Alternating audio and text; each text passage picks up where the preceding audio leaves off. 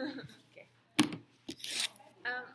Well, actually, just to start off, at first I couldn't tell what exactly she was talking about, Mm-hmm.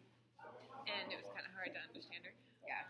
But because she started talking about how the girls were prostitutes, and then she said that they wished they could go to school, and I'm like, is she talking about school? I'm guessing, but I couldn't make the connection because she kept going back and forth. Yeah.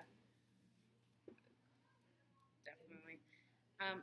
She did address some really difficult problems that, you can't fix those problems in a day. Right. You know?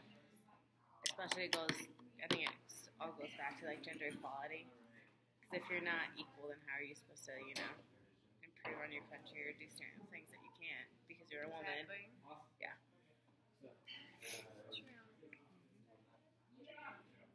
It kind of sucks. I didn't know rape and stuff was so prominent over there.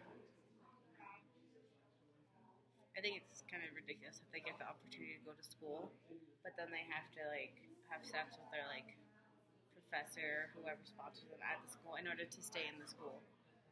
That's absolutely ridiculous kind of thing. Well, what I found interesting is that because the girls already were prostitutes before they went into school, they probably didn't see it as much of a big deal once they got into school because they've already been doing it just to survive. Yeah, exactly. I think a lot of it goes back to just you have to do what you have to do to survive or provide for your family, even though those aren't no one wants to be a prostitute. No one wants to sell themselves in order to provide food for their family. But it's sad because that's the only option they have to make money. They really don't have any other options at that point.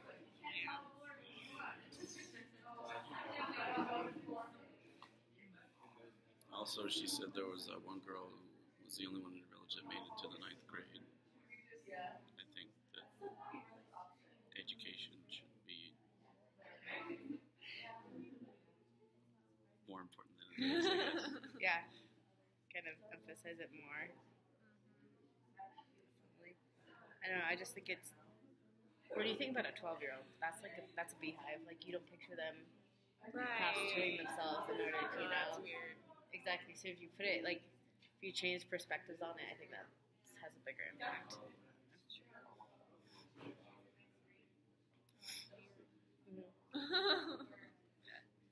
We're very lucky to be in the United States. Yeah, that just says the contrast in countries and how much different it is here in the United States compared to everywhere else in the world.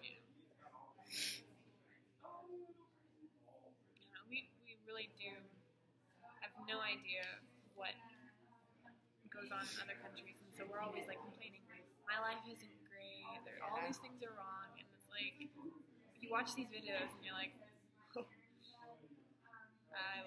Just kind of hide your face. Because you really can't complain. Exactly. You don't have to worry about not eating in a day or what you're going to do to survive. It's you know that you will kind of thing.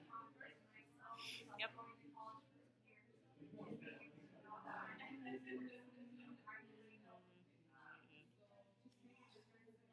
Yeah, I don't know. I just thought it was interesting that she went to a lot of different, she went to different parts of Africa and, rural and cities, but she found the same problems in everyone.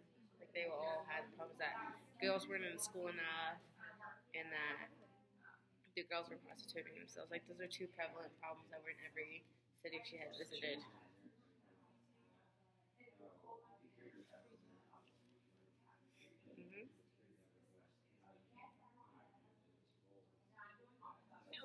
What kept coming to my mind is what brought her to that point.